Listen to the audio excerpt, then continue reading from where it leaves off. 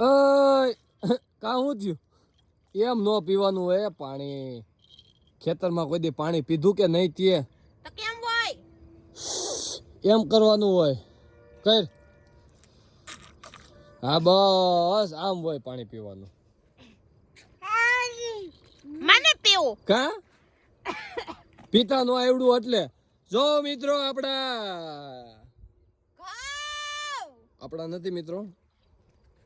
એટલે ખોટું કોઈ કહેતા નહીં તમારે તો જાજા બધા ઘઉં છે એમ કારણ કે આજુબાજુ વાળાના ખેતરના ઘઉં હોય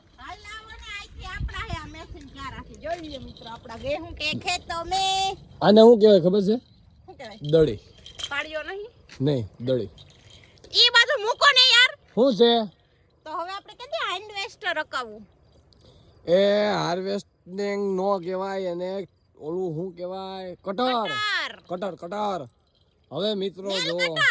એ નેલ કટર નહીં આને ઘઉં કટર કહેવાતું હોય છે હા ઘઉં કટર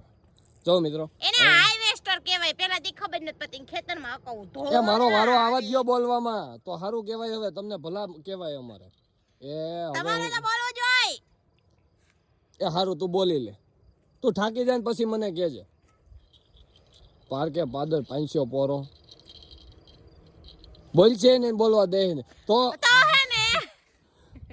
તો હું એમ કહેતો હું એમ કહેતી હતી શું કહેતી હતી કે આ ઘઉં ખાવામાં ઉપયોગ આવે ખાવામાં ઉપયોગ આખા ગામને ખબર હે બંધ થાવ ને કા તો પછી કોકની વાયદે સડી ન બેહાય ક્યારેક કોકની સિંડિયાથી સેડાવો ને તો આઈસો હેઠા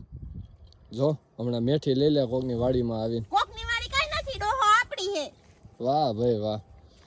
મિત્રો તો હું એમ કહેતો તો હવે બોલવા દે એ બોલો ને બગ હવાઈ નું કે આ ઘઉં પાકવા આવ્યા હોય એવું લાગે છે કારણ કે હું રહ્યો નવો નિહાળ્યો ખેતીમાં તો હવે આને એક પાણ પવાય કે ન પવાય છેલ્લું પાણ આપી દીધું છે છેલ્લું પાણ હજી બે પાણ પીહે ખબર કઈ પડતી નથી ને યાર તું રાયડું તો નાખમાં મિતપક વાડીના આજુબાજુ વાળા સાંભળીને આવે તો આમ કઈક સલાહ હારી દે તો એ તારી રાયડું થી આજુબાજુમાં કોઈ સલાહ દેવા નહીં પણ આજુબાજુમાં 5 ખેતરમાં રોજડા આવી છે ને તો રોજડા વૈયા જાય તો ઈ ફાયદો જ ને તો આ ઘઉં કાઢીને આપણે તલ વાવવા છે શું કેવું તો પાણી થઈ ગયું છે તો હવે એનું શું કહીશું ભાવ એ ભાવ એમ નહીં ઓલ 200 રૂપિયાનો ટાકો ગામમાં નાખવા આવતા હોય ને ઉનારે ઈ આઈ નખવી લેવે ખેતર 200 રૂપિયાનો ટાકે આ ખેતર પીવે ન પીવે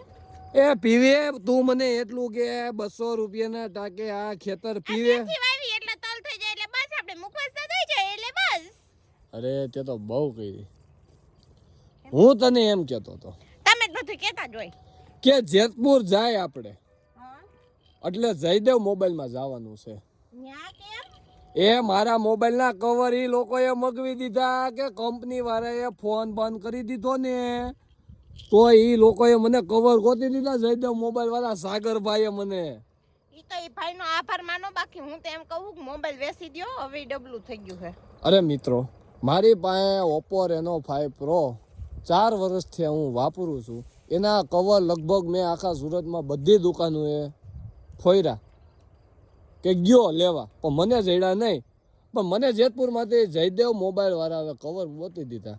કહેતા હોય તો એ ફોટો અમે તમ તારે હે ને સ્ક્રીનશોટ ઉપર અહીં સ્ક્રીન ઉપર મૂકશું એટલે તમને વિશ્વાસ આવે